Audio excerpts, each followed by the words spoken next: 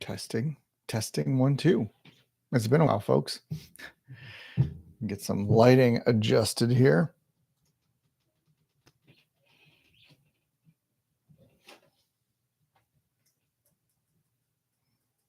All right, welcome. I'm coming through loud and clear. I'm sure that there's going to be a bunch of people coming in here later. This is totally unscripted. Wasn't planned. We're actually supposed to have DY Cats DY Hall tonight. If you do not know what DY Cats is, you should check it out. There are a bunch of us DePIN cat people, DY cat people that are excited about DePIN and deploying hardware. We have a bunch of pretty well-known deployers in our group. And I will put that in the chat here. It's at dycats.xyz. You can check that out. And basically what we do is we have a treasury that has that is backed by DePIN hardware. And then we also do NFT sales to boost the treasury. And then kind of like if you've ever heard of Nouns, then Nouns DAO, it's kind of like that. We have a treasury that we can do really anything we choose to with. So that's that. Yeah.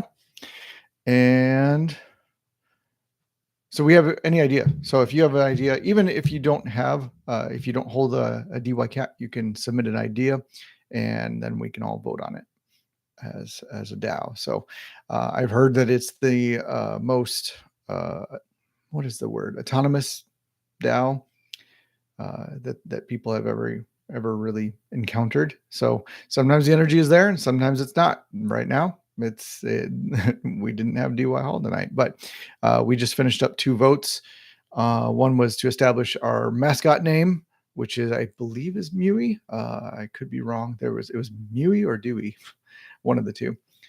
And what else? I can't remember what the other one. Oh, it was to just reorganize a number of legendaries that the team. So there's a art team and a leadership behind that chooses kind of some of the things that they want to do. One of the things that they tried out doing was a VPN, and I think they were even using Akash as the service for that VPN, so that you could spin up a connection and anywhere. And I think right now it was only for Macs, if I remember right. I'm going to share out this video here real quick out on the interwebs to try and get some more attention to this.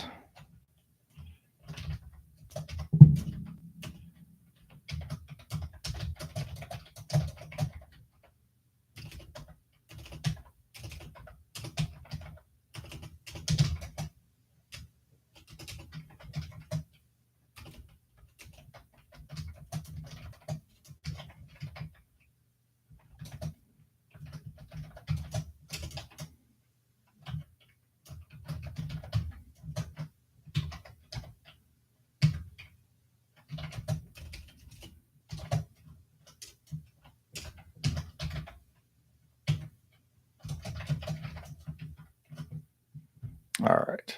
Apologies for the dead silence there. Just promoting this. All right. So again, unscripted, but there are some things I'll definitely talk about. So first one is I'm wearing it was kind of a visual to help me remember some of the talking points. So Helium Mobile, if you didn't see the announcement today, they announced that there is going to be a plan for kids. So if you have kids that you want to add to your group plan, that will be $5 a month. And there's no location sharing with that. If you remember, you could sign up and share your location and then have it be free. Well, of course, we don't want anybody getting a hold of any kid's location. So that is turned off for that apparatus. So very cool idea. There are also apparently parental controls attached to that. I have not dove into that yet myself. I am very interested. I could tell you a very quick story that has a long tail to it. Holy cow.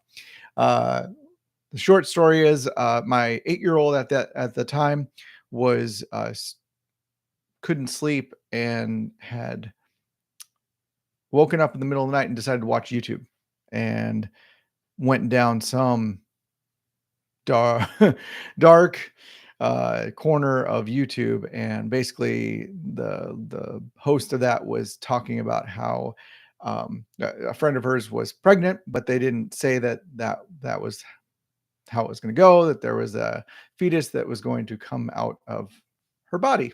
And they used a rhyming term, which I was like, wow, for an 8-year-old, I mean, we're trying to teach her about nature and that. However, that was a little young, and especially not at 3 a.m. So I am very interested in these parental controls, putting some amount of boundaries, and also raising your kids right, in freedom and making their own choices, and dealing with consequences with those choices too. So, not to get on a whole parental thing, I'm sure that was actually one of the ideas that my wife and I had entertained at one point. But very excited for this Helium mobile plan. It sounds really cool that I could actually get some Sims and install them on potentially some of my children's devices, and maybe play some Pokemon Go or something like that. So that is very interesting to me personally. May not be to you, but hey, more subscriber counts. Definitely not the same as a a full subscription at the whatever it is now, $30 a month. There's different price points to that, all the way down to free. So I should also show my own referral code as well to Helium Mobile, so I could get a few benefits from that. But yeah, so Helium Mobile has been crushing it. Over 1 million subscribers now. Subscribers or people have touched the hardware, so that's pretty cool. I'm really excited to see how that's developing. We're starting to get a little bit of attention. I saw it was titled like the title was a little bit FUD, but it was also acknowledging it's nice to just get some space in there. And it wasn't terrible once you read the article, but it was talking about Helium's relationship with T-Mobile, and that it from T-Mobile side, it's not an official agreement. Oh, okay. So, but it's interesting nonetheless. So there's that. Helium in its greater, well, I should backpedal to Helium Mobile for one other thing. The Helium Plus, as it's called now, is basically if you've got standard hardware. I think it's like Ubiquity, Aruba, and maybe some others. They're working on more documentation to support that. And basically, you can just turn any Wi-Fi equipment.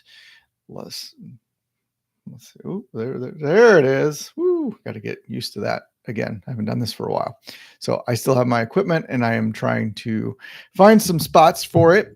It is a lot harder than you might think. And also, some people would say it's a lot easier than you think. You just have to start. So I get that. So another invitation to DY Cats to get back into our group and get connected and get some tips on how to deploy, because these guys are crushing it. They're really doing well. So ask and get some tips there. What else we got? All right. Helium on the IoT front. So it's been quiet of late, and that's much to my chagrin. However, if you're following one of my counterparts in the Helium IoT space, Gristlecling has not stopped. In fact, he got a grant to support an IoT podcast. And so I'd really recommend that you check that out. I'll try and post that in the show notes later. But that has been pretty well received. I've seen a lot of fanfare and reshares of that online. So, and it covers some great content. Just going through, talking with some IoT experts and what they're doing. So in my mind, it's got to happen. There's plenty of use case for it. So it's just a matter of when and the means at which they're going to use that. What else we got here? That was IoT. Next, Wayru. So I have been identified as a person that is going to be doing some collaborations with Wayru. I actually have another spot. get my finger right again, right there, right next to my Helium IoT hotspot. Yes, there's Wayru right there. And Wayru is, if you don't know what it is, it's basically, if you think of Helium going back, we have the kind of the history of everything. So Helium, of course, started as IoT and then set its sights on mobile and 5G and all of that. So when we started in the 5G direction, there was CBRS, right? We all piled on CBRS, got those modems and put those up, or radios, not modems, and then hoped for the best. And it turned out it was not good enough. The technology wasn't ready, and it was difficult to deal with. So then the idea came, well, let's do wireless offload. So then that's why they went that route. So these devices that you see right there are doing wireless offload for carriers, and they can get selected and identified and all of that kind of stuff. And there's plenty of great sites. I think even downtown New York City, and they just added a filter that is really, really cool. If you're doing some business development, if you have no idea where to start, but you're trying your best to do it, go to world.helium.com, and they have now highlighted some red hexes as, hey, we need coverage here. So they're using the mapping data to enable people to put coverage in that location. So this is awesome because this was never shared previously. And so you just have these dead spots. Well, now you can actually approach these business owners and say, hi, I noticed you have, or do you have cellular connectivity issues? You can take your phone and be like, yeah, this stinks and I got to be connected. And then you can use that as a thing to invite them into that conversation. So that is another hot tip for you. So I started Wayru and then back into Helium. Yep. All right. That's how it goes sometimes. We just keep going. It's unscripted today. So it's wild. Crazy. All right. Next up with Wayru. So in that Wi-Fi, like that was a journey for Helium. However, Wayru started at the beginning very intentionally to do Wi-Fi sharing. And you can take every single type of on that spectrum from, I want to just give my internet away for free. Here's the password. If you are at a bar, or a coffee shop, and they write the password on the board or whatever, and they share that, well, then that's fine.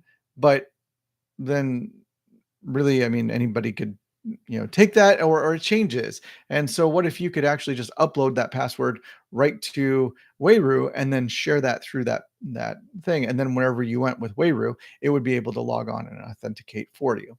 And if that's for free, it's for free. If you want to meter it, you can meter it. And so and then there's a tokenomics associated with it as well. So they just had their Genesis event 2 months ago, and they've spread out the tokens as well, if I remember right. So you're not getting everything all up front to help protect the token price, and it has gone down since the beginning, which, I mean, seems like any token in this DePIN space always kind of like tanks after it launches. And so that is a thing. And so it's an excellent opportunity to buy the dip and keep participating in the ecosystem. So there's that.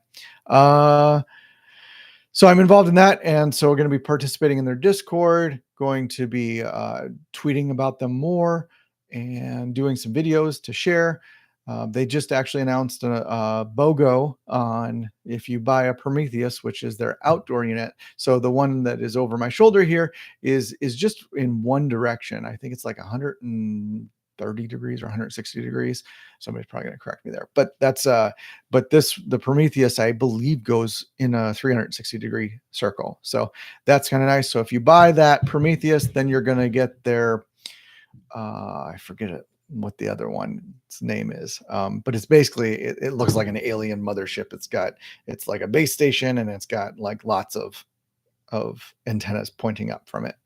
So that is the deal right now. And so you can actually use a coupon code, and I think it's get 20% off the price, You just put in my name, Ed Ballou, no space in there, and get yourself a discount on the Wayru BOGO program. So that is another one to pay attention to. They are also doing the exploring the wireless offload. I think that there's a couple of experiments going on. If they are, of course they can't talk about them, but me being the ambitious one that I am, maybe more so than others, I love to at least think about that in the future and think about what kind of experiments could be going on right now. So is there a partnership between Helium? And I tried to with Wayru, and I tried to get that at least those things connected, and getting Wayru's CEO and Helium CEO to kind of talk and discuss, because they're near neighbors. Like they should be able to share. I mean, it's pretty much the same hardware. In essence, it accomplishes the same thing. So it's just how to make it all work. So I tried to get them together, and I thought that there was something going to happen, and then maybe it did, maybe it didn't. Of course, at some point, maybe it will be announced, and then yay, or if you missed out, then boo, right? Or still yay, but whatever. So that is a potential thing in there. Of course, nothing has been confirmed. I try and talk about that, but hopefully help you be aware of this, because there's people that are not in this space that are just like focused solely on token activity. I'm not there. I like looking at the utility of the project and actually doing these things. By the way, it is very difficult to configure like Wi-Fi offload. If you're doing maybe it isn't for you. If it isn't for you, maybe you should talk to me, reach out, because like it's not easy. Even going through the guides and setting up, I figured out a little bit on my own, but not enough as well. So actually connect full circle back to where we started with the kid plan and stuff with Helium.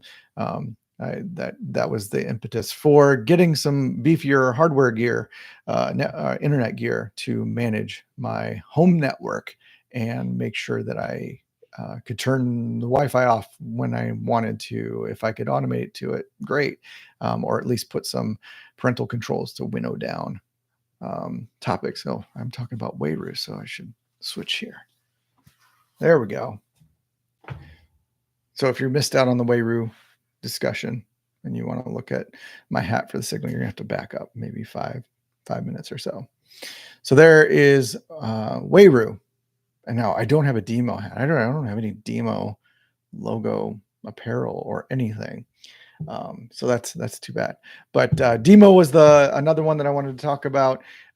If you have at all been connected in the DePIN space, let's see here. I think it was this week or previous week, at the end of the week, they made this announcement that just shocked a lot of people, and they're like, oh, there's a lot of FUD that came out right away. And the announcement was that there is going to be a subscription added to the demo application, which is very interesting. And I think it was going to be like $8 a month. There might have been a couple of graduated levels in that, if I remember correctly. And so some people were really frustrated with this, right? I don't have to pay a subscription for my, right? Because I paid to get my miner on chain. If you're coming from the Helium ecosystem, any of these, and the Wayru, you did have to do some initial of that as well. But now with Demo, this is an active subscription. So this is the first thing in the DePIN space, at least in the projects that I'm aware of, that are a little that this is new for us. And a lot of people are just like, heck no, I'm not going to pay my cash, right, for an application that maybe I don't use. Maybe you do use it.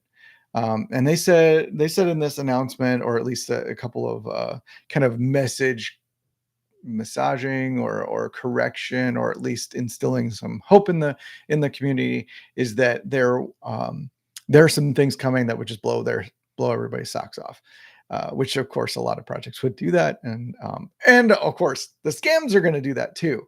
So Um, I get that.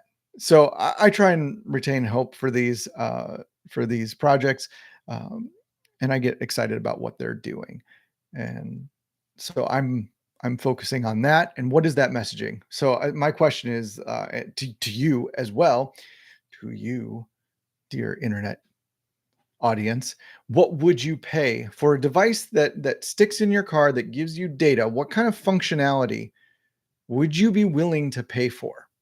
Because this is really, really important.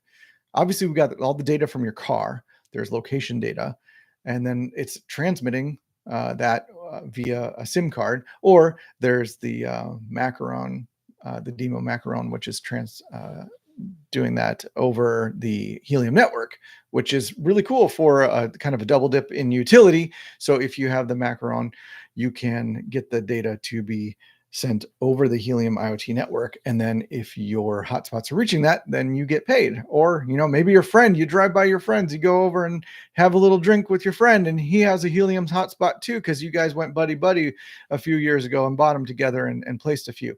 Well, then you drive over to your buddy's house and it uploads that data via their hotspot, and then you toast to connectivity, right? So that's a cool thing. Of course, is it worth $8? No, no, absolutely not. Like, the amount of data would be very, very tiny. So, um, and that there's another rumor that IoT is still trying to get seat fees in. So per device, you would have to pay some sort of subscription. So Demo is an excellent entryway of seeing how this works for the entire DePIN space. So even if you're not interested at all in mining via Demo, I would say pay attention to what's going on, because this is a very important area to watch for what happens in DePIN and if there's going to be subscriptions or not. Um, yeah. So I kind of teased, or at least a little bit earlier this week, on uh, Twitter, or X now, I suppose, that I had an idea that I would immediately probably pay. And like, I had this idea before even this announcement lately of the kid plan. So if you have the plan for kids at $5, and then the free cost is free, right? And then I think if you got in early on Helium Mobile, then you're paying $20 a month for like the unlimited plan. But now that is shifted to $30 a month for any new subscriptions. So now I'm thinking, okay, we got those price points in there. What if there was something in between? Maybe it's not $5. Could it be more? We don't know, right? So I was thinking to myself, well, and this was rumored. It's not like it's hidden news, and this isn't exactly me just thinking up some wild, ideas. It was mentioned earlier that it was actually long thought out that the Demo device could be a hotspot for your car.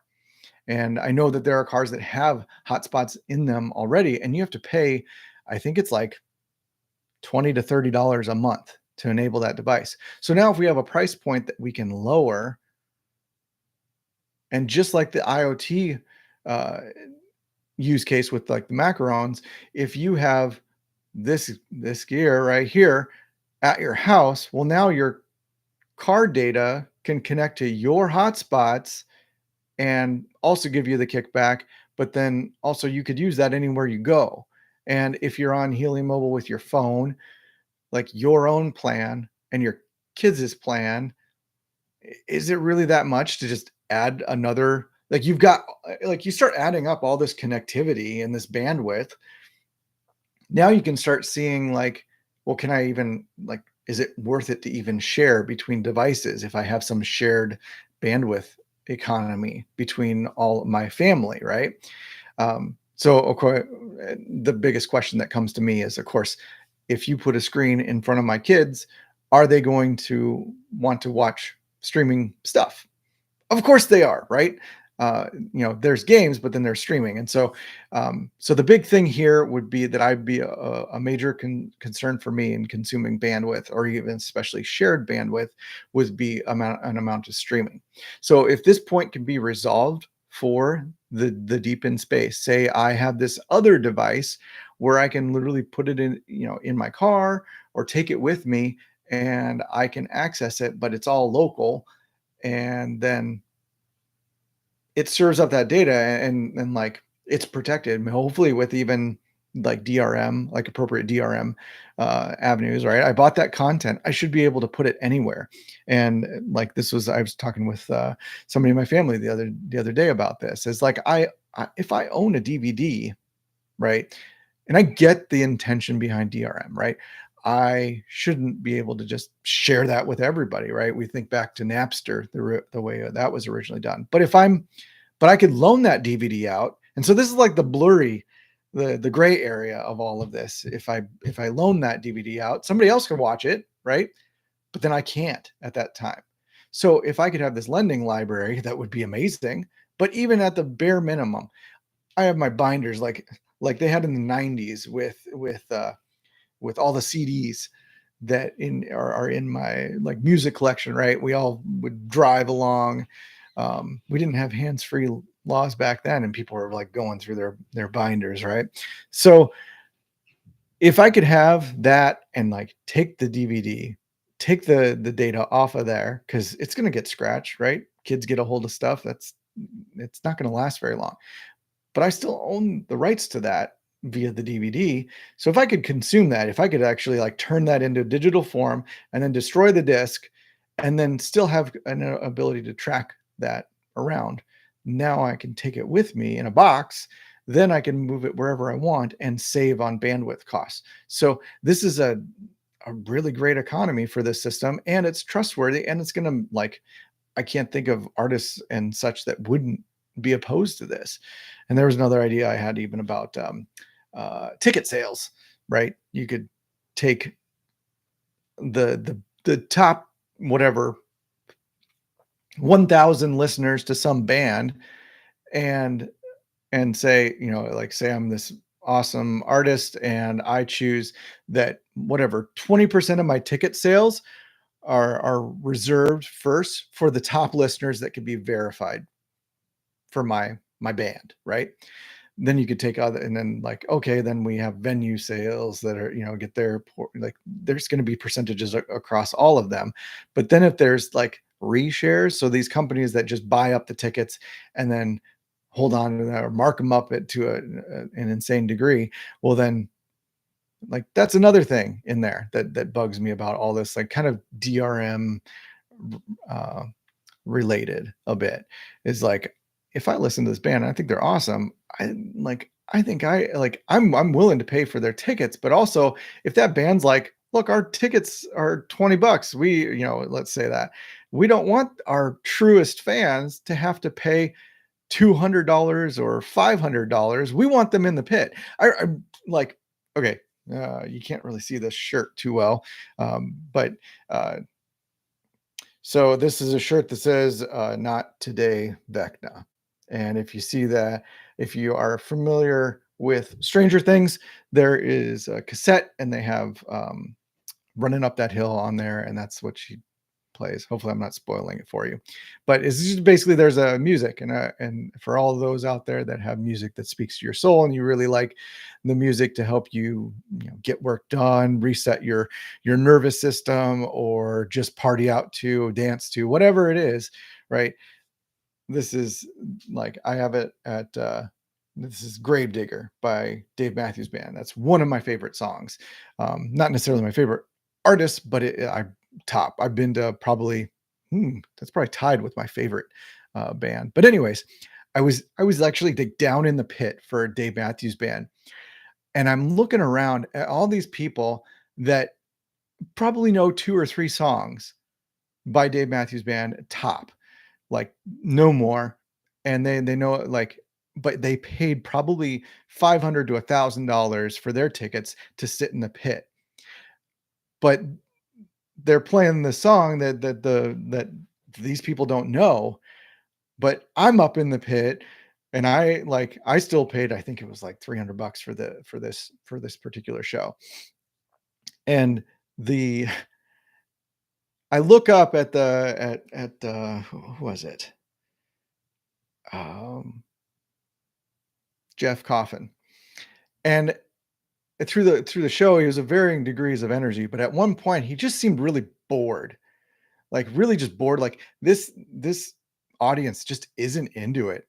Like it was almost like he was like saying, like, I hate performing for people that don't actually enjoy all of the music that we make, or this particular song, which I worked really hard on, this portion, right, from an artist's perspective. And yet when he looked over at me, I love music, I play music occasionally. And so when he looked at me and saw how much I'm like, yeah, this is awesome, and I'm like totally riff, like watching the bassist coming over him, like watching the whole thing play out, and he's like, I was like, yeah, and like he saw my excitement, and then he like perked up because it's a relationship, right, with a band and its fans. And so I think about that, and like lowering prices to get that experience makes it for a better, not only like a better experience for me, that I can take not only me but my entire family to experience this awesome music, but I can create a better experience for them, and also for the band themselves to see me like knowing words to a lot more songs than the persons who are paying $1,000. And so you get this interesting economy in there that would work and actually benefit the end experience for everybody. Because if my little energy that I'm boosting, helps the band, and then they get more excited and can play better and with more heart, and then like inspire the audience to, it's a full circle thing. So I'm really excited about that space. And if you have connections in that space, let me know. If there's, I know that there's a couple projects out there that are targeting music and such. So very excited about that, the implications of that. Well, let's get back to DePIN, because definitely turn there. Lots of things I'm excited about, right? The last DePIN that I'll cover for right now is this one will trigger some of your memories. If you remember, there was a company called Planet Watch and made some miners that dealt with air quality and air sensing. And I got a couple of those, and I got them late, but I still got them, and I got the big one. I got the whatever the biggest one is, um, Air Quino or something like that, I think. And so I put that out on the tower. If you've seen the pictures there, um, so I got that, and then token price goes down, down, down, down through the bear market, and finally they ended up saying, oh, you know what? The company wasn't being, and this is like, not that I was told this, is what I'm inferring, is that basically there was a divestiture. So Planet Watch went one way, and this new company called Ambient came to be. Well, it turns out that Ambient had some copyright infringement stuff, so they had to switch it one more time to Ambios. So Ambios is now the company that has taken over all the devices for Planet Watch, and they are now in their Genesis as well. And the token disbursement schedule is even more elongated. I'd say that this is the most elongated I've ever seen. Again, another experiment in this DePIN space that while totally frustrating for some people, I'm still interested, because I'm seeing all these experiments take place, and am enjoying just understanding the results. At some point, who knows, maybe I could use this knowledge to help some, upstart crypto community navigate this, or help them help make another video about how, like, this is the right call because of these projects that I've seen, that they did this and it worked, or they did that and it didn't work out, or it floundered for a bit, and then this other thing that we tried actually really boosted it. So there are people that are doing this crypto consulting much, like, full time, right? So more power to them. I'm learning this little space myself, and so I'm learning. and it's fun. So with Ambios, they did their Genesis, so there's now tokens. They're available on the market. They're actually doing some staking now as well. I can't remember the exact amounts, but I think it's like 2,000 at least that you need to stake. I think for a year, if I remember correctly. I think that could be wrong. So staking is a thing for them, and then the token is having its activity, but then the token schedule is out. So if you think you want to, you can buy the dip there too, because the token price went down as well. Um, Funny, I forgot to mention Demo launched staking as well, and to the community's credit. Uh, they have a good reason of the to be, I don't know if it's suspicious is the right word, but like pause for concern. That's probably the best way I can say it, is because they announced their staking plan, and then everybody was like, sure, I like Demo, it's great, let's, I'm going to support the project, and they, I think they went up to 2 years for the staking, if I remember correctly. And um, then like 2 weeks, 4 weeks later, then they announced, oh, we're going to change to this subscription model. Now the big caveat with Demo here is that they had supposedly from the original, and I don't remember this, but I th- I think so. I think that this was true. Is that they said that they will have a subscription model at some point, but they were still building the network and all of this kind of stuff. And so they said that it would last 2 years. Well, some of those devices are now coming to their full 2-year mark. And so now they're going to be switching over to subscription model. And so um, so that was deemed as not great by the community, some members of the community, to say, look, you had a stake and then you announced this subscription model.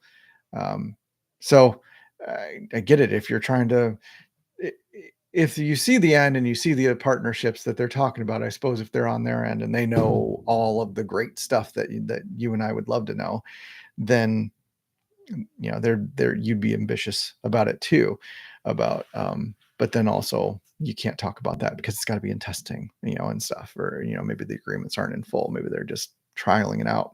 Say so for Demo, maybe it's some insurance company out there is very, very interested in demoing it. And I don't say that because I'm trying to create like excitement about it.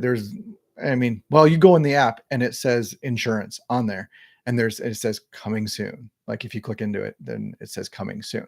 So if some insurance provider out there is actually very, very interested in this data, then that partnership is going, and we don't know if it's the little ones of the world, the whatever Farmers Bureau or whatever the little, like, and so there are probably some people are like, there's smaller ones out there, all the way to I'm thinking of like the giants in the industry.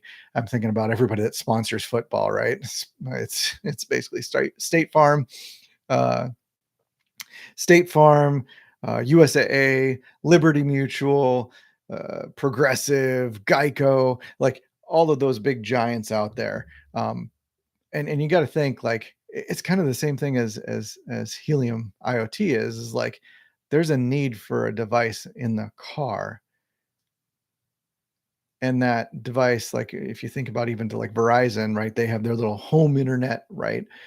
So they're this model of like the equipment is still valuable, it can sense the same thing, so what if we could just deviate who the data gets routed to, you know, and establish that, so that like you aren't having all of this back and forth with hardware, or you're because it's a cost, like a sunk cost. As soon as they switch to another provider, then they lose, they lose out the investment on that little device, because maybe or maybe not they might get it back, they might not, right? So this is very interesting to me as far as like another demo thing. But going back to what I said earlier about Demo is like if Demo had a hotspot, and through this partnership, there's no, I mean, the partnership right now with Helium is the IoT side, but if there was a partnership on so that they're loading Helium mobile SIMs into these hotspots, and then you can share it as an actual hotspot, not just the demo device running by itself, right?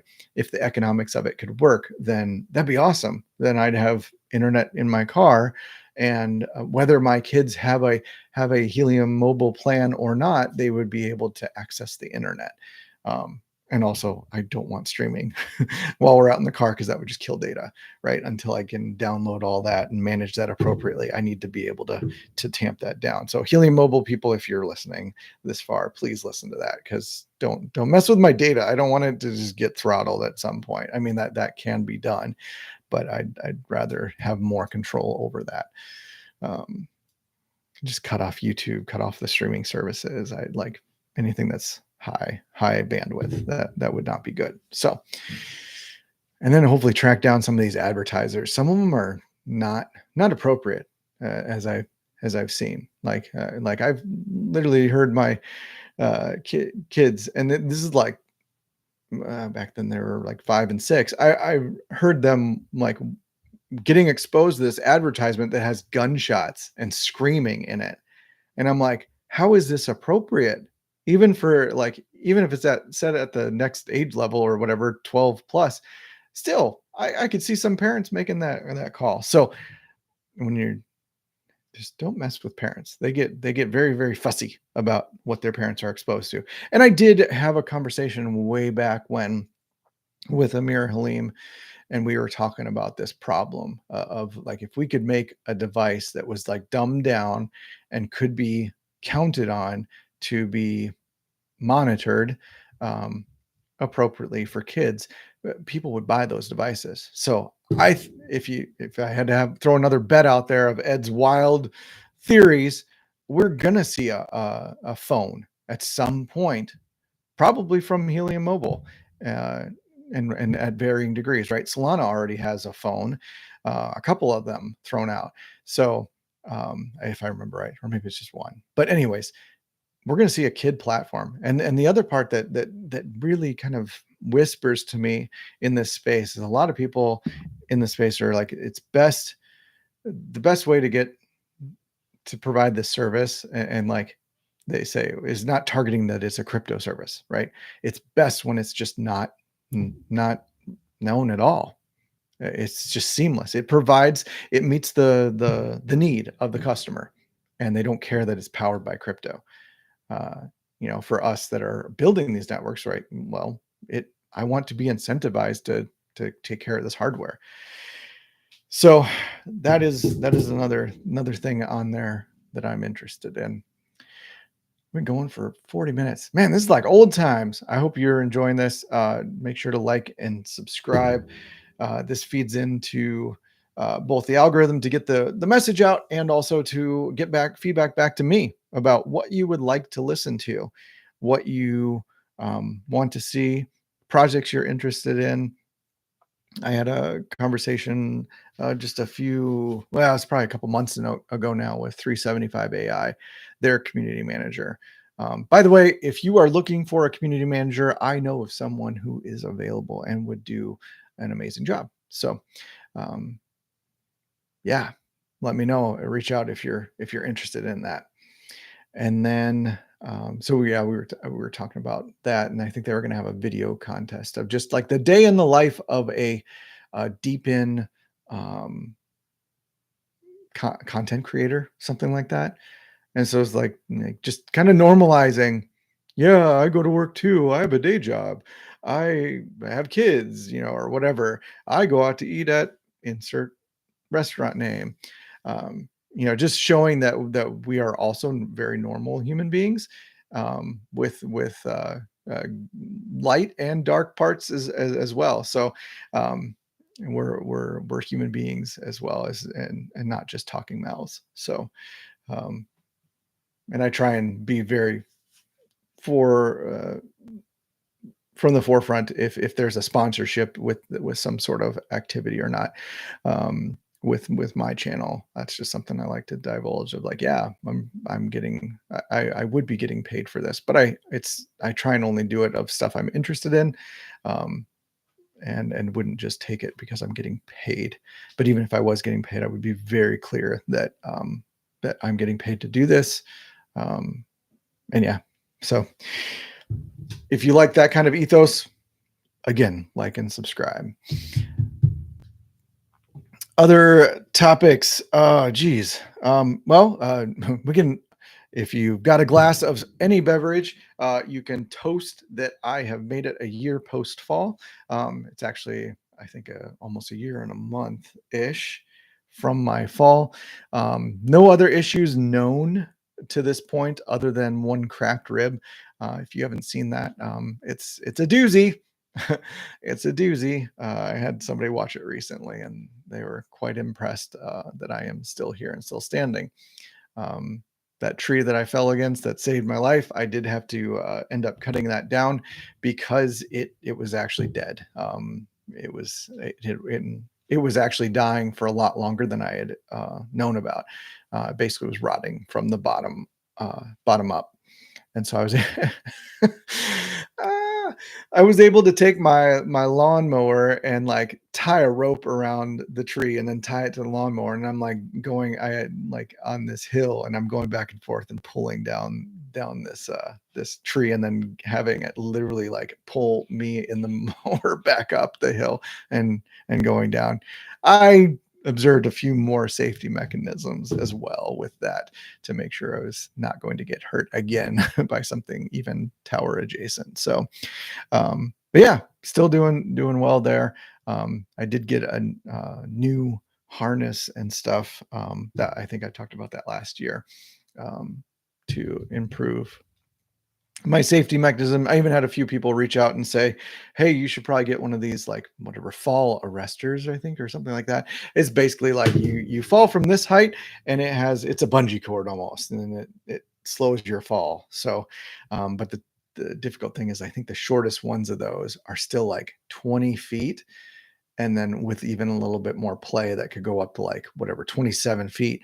And I think my tower is like a 40-foot tower, so I'd have to be like at the very top to like actually get something out of it, which I mean, it's something to say is like, hopefully you're not falling in transit, you're either falling from the top or falling from the bottom. But maybe like, because I do some rappelling on the way down sometimes, and so miss a step there or something, or lose a grip, and there you go, right? So something to be always careful about. Never take for granted. Always check your gear, because you are worth it, and you should stay here and deploy more DePIN equipment. And yeah, hope you've enjoyed the show. Unscripted as it was. Tell me what you liked, tell me what you didn't like, and give me some more topics to talk about. I can't right now commit to a regular schedule, but I'd love to get some irons in the fire about what's worth it to be talked about. I know I got the incentive behind talking about Wayru, and so I'll be there with that content. But if there's something else that you'd like to see, give me a shout out. Let me know. For now, take care, everyone.